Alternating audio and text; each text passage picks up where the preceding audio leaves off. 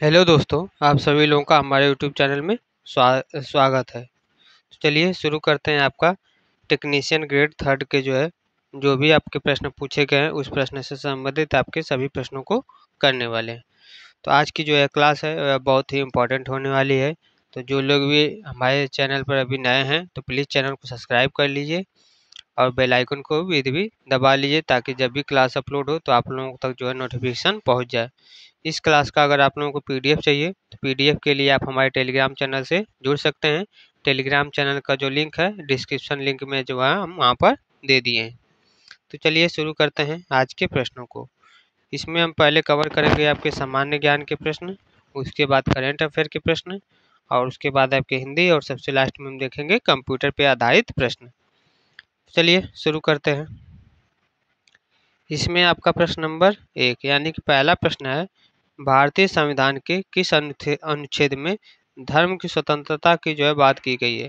भारतीय संविधान के किस अनुच्छेद में धर्म की स्वतंत्रता की बात की गई है। तो इसका आंसर क्या हो जाएगा, अनुच्छेद 25 में, यानी कि आर्टिकल 25 में धर्म की स्वतंत्रता की बात की गई है। सही आंसर क्या हो जाएगा, आर्टिकल 25 यानी कि अनुच्छेद 25, जिसमें आपके अनुच्छेद धार्मिक स्वतंत्रता की गारंटी देता है यह अनुच्छेद। अगला प्रश्न है प्रश्न नंबर 2। प्रश्न नंबर 2 आपका है, चोल वंश का सबसे प्रसिद्ध शासक कौन था। चोल वंश का सबसे प्रसिद्ध शासक कौन था। तो इसका सही आंसर हो जाएगा राजराज चोल। चोल वंश का सबसे प्रसिद्ध शासक कौन था, तो राजराज चोल इस प्रश्न का सही आंसर हो जाएगा। उसने तंजावुर, राजराज चोल ने तंजावुर में बृहदेश्वर मंदिर को किसने बनाया है, यह प्रश्न पूछ सकता है। तो इसका आंसर क्या हो जाएगा, चोल वंश के प्रसिद्ध शासक राजराज चोल ने। प्रश्न नंबर 3। प्रश्न नंबर 3 आपका है, क्विट इंडिया मूवमेंट की शुरुआत है कब हुई थी।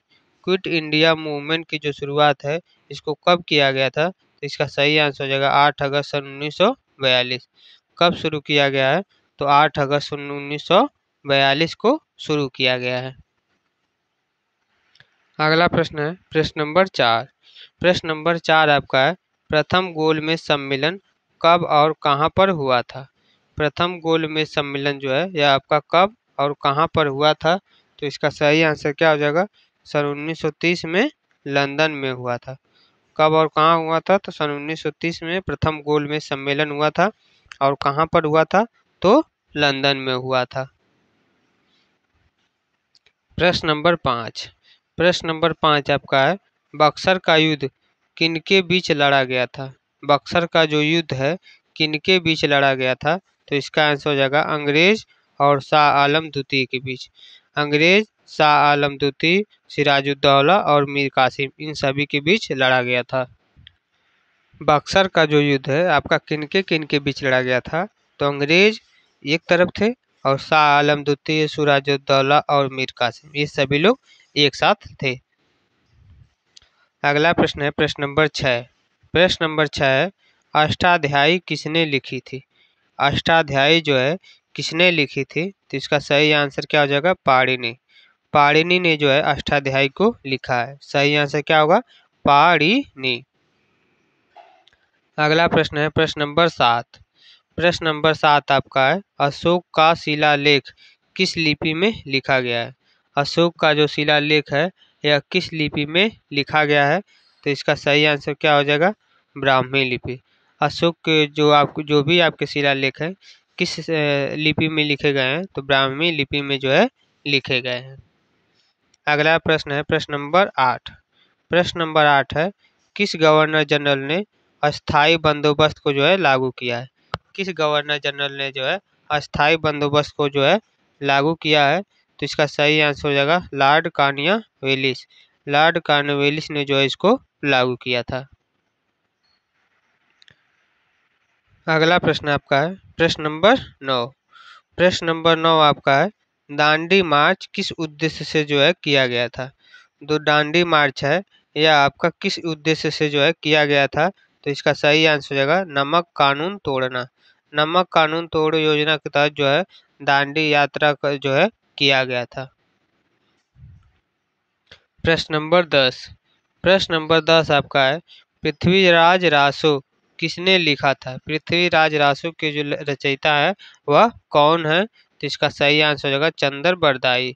चंदर बरदाई जो है आपके पृथ्वीराज रासो के जो है रचयिता यानी कि लेखक हैं। अब हम देखेंगे आपके करंट अफेयर से संबंधित महत्वपूर्ण प्रश्नों को, जिसमें आपका प्रश्न नंबर 11 प्रश्न है कि 2025 में G20 शिखर सम्मेलन कहां पर आयोजित होने वाला है? 2025 में जो है G20 शिखर सम्मेलन जो है आपका कहां पर आयोजित होने वाला है? तो इसका सही आंसर क्या हो जाएगा? लगभग ब्राजील में होगा। कहां पर होगा? तो इसका आंसर हो जाएगा ब्राजील। प्रश्न नंबर 12 प्रश्न नंबर 12 है, भारत का डिजिटल पब्लिक इंफ्रास्ट्रक्चर किस नाम से प्रसिद्ध है? भारत का जो डिजिटल पब्लिक इंफ्रास्ट्रक्चर है किस नाम से प्रसिद्ध है? तो इसका सही आंसर हो जाएगा इंडिया स्टैक। इंडिया स्टैक के नाम से प्रसिद्ध है। अगला प्रश्न है प्रश्न नंबर 13। प्रश्न नंबर 13 है आपका है, नए सेमीकंडक्टर मिशन का नेतृत्व जो है कौन कर रहा है? नए सेमीकंडक्टर मिशन का जो नेतृत्व है वह कौन कर रहा है? तो इसका सही आंसर हो जाएगा ministry of electronics and IT.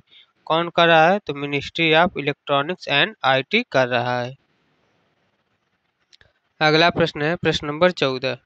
प्रश्न नंबर 14 है, 2025 की पहली ग्रैंड स्लैम टेनिस प्रतियोगिता किसने जीती है? 2025 की जो पहली ग्रैंड स्लैम टेनिस प्रतियोगिता है किसने जीती है?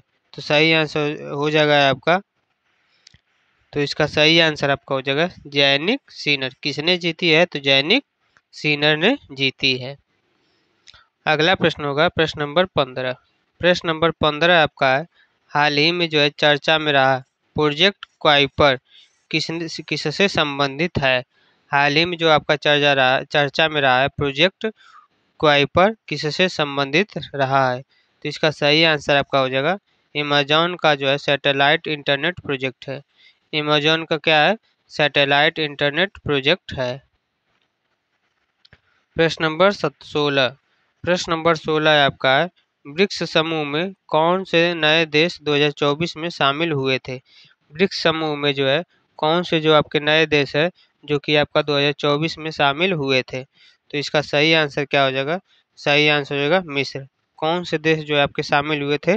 तो मिस्र, जो कि आपके सऊदी अरब, यूएई, ईरान, ये सभी ब्रिक्स में आपके जो है 2024 में नए देशों के रूप में शामिल हुए हैं। अगला प्रश्न है प्रश्न नंबर 17। प्रश्न नंबर 17 है, मिशन कर्मयोगी का जो है उद्देश्य वह क्या है? मिशन कर्मयोगी का जो है क्या उद्देश्य है? तो इसका सही आंसर हो जाएगा सरकारी कर्मियों का जो है क्षमता निर्माण। सरकारी कर्मियों का जो है क्षमता निर्माण मिशन कर्मयोगी का जो है मुख्य उद्देश्य है। अगला प्रश्न है प्रश्न नंबर 18। प्रश्न नंबर 18 है, विकसित भारत @2047 पहल जो है किस उद्देश्य से शुरू की गई है? विकसित भारत @2047 पहल जो है किस उद्देश्य से जो है शुरू की गई है? तो इसका आंसर हो जाएगा भारत को 2047 तक विकसित राष्ट्र बनाना है। भारत को जो है 2047 तक विकसित राष्ट्र के रूप में घोषित करना यानी कि बना देना है। अब हम देखेंगे हिंदी व्याकरण से संबंधित आपके जो भी महत्वपूर्ण प्रश्न है उसको कवर करेंगे, जिसमें आपका अगला प्रश्न हो जाएगा प्रश्न नंबर 19। प्रश्न नंबर 19 है, कवि शब्द में कौन सा संधि है?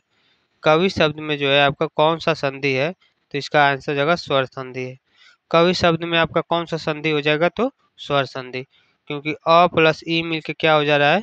ए हो जा रहा है। अगला प्रश्न है प्रश्न नंबर 20। प्रश्न नंबर 20 आपका है, साहित्य शब्द का जो है समास क्या है? यानी कि साहित्य में जो है आपका कौन सा समास हो जाएगा? तो इसका सही आंसर हो जाएगा तत्पुरुष समास। साहित्य शब्द का जो है समास क्या है? तो इसमें आपका तत्पुरुष समास है। अगला प्रश्न है प्रश्न नंबर 21। प्रश्न नंबर 21 है, वह पढ़ रहा है, इस काल का जो है प्रकार बताना है, यानी कि इसमें कौन सा काल होगा? तो वह पढ़ रहा है, चूंकि काम हो रहा है इसलिए इसमें आपका हो जाएगा वर्तमान काल। इसमें जो है आपका वर्तमान काल, उसमें भी क्या अपूर्ण वर्तमान काल, वह पढ़ रहा है, अभी कंप्लीट नहीं किया है, तो वह पढ़ रहा है तो क्या होगा अपूर्ण जो है वर्तमान काल। अगला प्रश्न है प्रश्न नंबर 22। प्रश्न नंबर 22 आपका है, पढ़ते पढ़ते रात हो गई, यह कौन सा वाक्य, इसमें कौन सा वाक्य है? पढ़ते पढ़ते रात हो गई, इसमें कौन सा वाक्य है? इसका सही आंसर होगा संयोगवाची वाक्य। पढ़ते पढ़ते रात हो गई, इसमें कौन सा वाक्य होगा? तो संयोगवाची वाक्य सही आंसर हो जाएगा। प्रश्न नंबर 23। प्रश्न नंबर 23 आपका है, अच्छा शब्द में कौन सा विशेषण है? अच्छा शब्द में जो है आपका कौन सा विशेषण होगा? तो इसका सही आंसर हो जाएगा गुणवाचक विशेषण। अच्छा शब्द में जो है कौन सा विशेषण होगा? तो गुणवाचक विशेषण हो जाएगा। प्रश्न नंबर 24। प्रश्न नंबर 24 आपका है, दुख का जो है तद्भव शब्द क्या है? दुख का जो है तद्भव शब्द क्या होगा? तो इसका सही आंसर हो जाएगा दुख का तद्भव शब्द हो जाएगा दुख। दुख का तद्भव शब्द क्या हो जाएगा? दुख। अब हम देखेंगे कंप्यूटर पे आधारित आपके जो भी महत्वपूर्ण प्रश्न है उसको कवर करेंगे, जिसमें आपका प्रश्न नंबर 25। प्रश्न है, BIOS का पूरा नाम क्या है? BIOS का पूरा नाम क्या है, यानी कि फुल फॉर्म पूछा है। तो इसका फुल फॉर्म हो जाएगा basic input output system. BIOS का पूरा नाम हो जाएगा बेसिक इनपुट आउटपुट सिस्टम। अगला प्रश्न है प्रश्न नंबर 26। प्रश्न नंबर 26 है, IP एड्रेस कितने बिट का होता है? IP एड्रेस जो है यह आपका कितने बिट का होता है? तो इसका आंसर हो जाएगा IPv4 अगर लेते हैं तो वह 32 बिट का हो जाएगा, और वहीं पर IPv6 होगा तो IPv6 आपका 128 बिट का हो जाएगा। तो वो चाहता कि आप कौन सा ले रहे हैं। अगर IPv4 है तो आपका 32 बिट का हो जाएगा, अगर IPv6 है तो वह क्या हो जाएगा, वह 128 बिट का हो जाएगा। अगला प्रश्न है प्रश्न नंबर 27। प्रश्न नंबर 27 आपका है, लिनक्स किस प्रकार का सॉफ्टवेयर है? लिनक्स जो है यह आपका किस प्रकार का सॉफ्टवेयर है? तो इसका आंसर होगा open source operating system. Linux जो है आपका किस प्रकार का सॉफ्टवेयर है? तो open source operating system software है। प्रश्न नंबर 28। प्रश्न नंबर 28 है, कंप्यूटर में कैश मेमोरी का जो है कार्य क्या होता है? कंप्यूटर में जो है कैश मेमोरी का जो है कार्य क्या होता है? तो इसका आंसर हो जाएगा तेज गति से डेटा को जो है प्रोसेस करना। तेज गति से जो है डेटा को प्रोसेस करना कंप्यूटर में जो है कैश मेमोरी का जो है मुख्य कार्य होता है। अगला प्रश्न है प्रश्न नंबर 29। प्रश्न नंबर 29 है, फायरवॉल का जो है कार्य क्या होता है? फायरवॉल का जो है मुख्य कार्य क्या होता है? तो इसका आंसर हो जाएगा नेटवर्क को जो है सुरक्षा प्रदान करना। फायरवॉल का जो मुख्य कार्य होता है वह होता है कि नेटवर्क को जो है सुरक्षा प्रदान करना। प्रश्न नंबर 30। प्रश्न नंबर 30 आपका है, control plus shift plus ESC किस कार्य के लिए होता है? Control plus shift plus ESC किस कार्य के लिए होता है? तो इसका सही आंसर हो जाएगा टास्क मैनेजर को जो है खोलने के लिए। टास्क मैनेजर को जो है खोलने के लिए control plus shift plus ESC का जो है प्रयोग किया जाता है। तो आज के लिए इतने ही प्रश्न थे। तो जो भी प्रश्न करवाए हैं सभी के सभी इम्पोर्टेंट हैं। अगर आप लोग यहाँ तक देख लिए हैं तो आप लोग क्लास को लाइक करिए, कमेंट करिए और हाइप जरूर करिए, और चैनल को जरूर से जरूर सब्सक्राइब करिए। अगर आप लोगों को जो है इस क्लास का PDF चाहिए तो PDF के लिए आप हमारे टेलीग्राम चैनल से जुड़ सकते हैं। टेलीग्राम चैनल का नाम है टीचिंग विद गोविंद।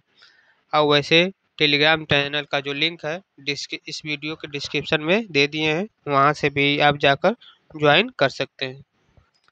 तो आज के लिए बस इतना ही। जय हिंद, जय भारत।